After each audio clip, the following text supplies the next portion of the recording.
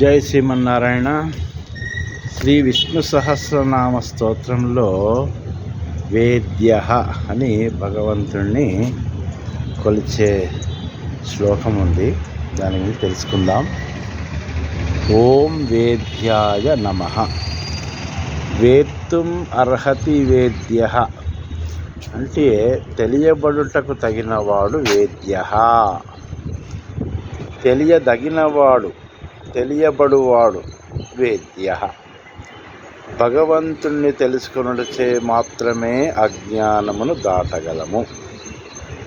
వేదములన్నిటిచే ప్రతిపాదింపబడేవాడు, సర్వ విజ్ఞాన సంపత్తికి గమ్యమైనవాడు వేద్య.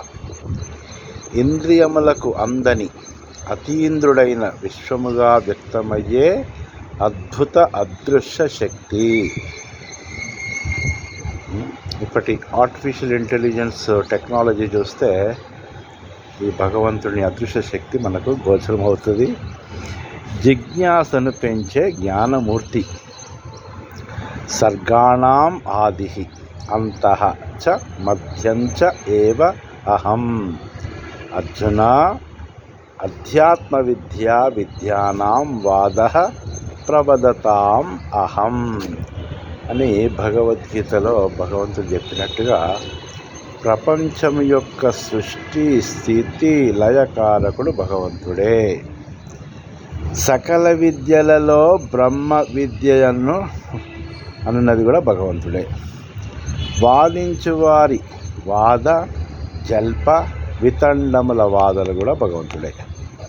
వాదము అనగా భక్తి శ్రద్ధలతో రాగద్వేషరహితమై సత్యశోధనగా జరుగు వాద ప్రతివాదాలు వాదము.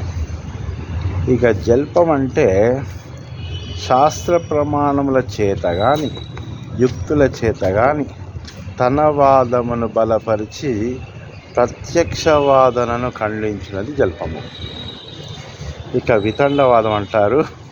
వితండం అనగా తన సిద్ధాంతమును తెలుపక, స్థాపించక కుతర్కములతో ఇతరుల సిద్ధాంతమును ఖండించుట వితండవాదం అంటారు.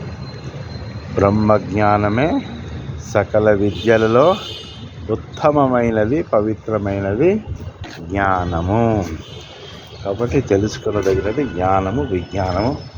జై శ్రీమన్నారాయణ. రాచకొండ రామాచార్యులు, జ్యోతిష్యులు, పాంచరాత్ర ఆగమ వైష్ణవ పురోహితులు, తెలంగాణ హైకోర్టు న్యాయవాది. Mobile number 9989324294. జై శ్రీమన్నారాయణ.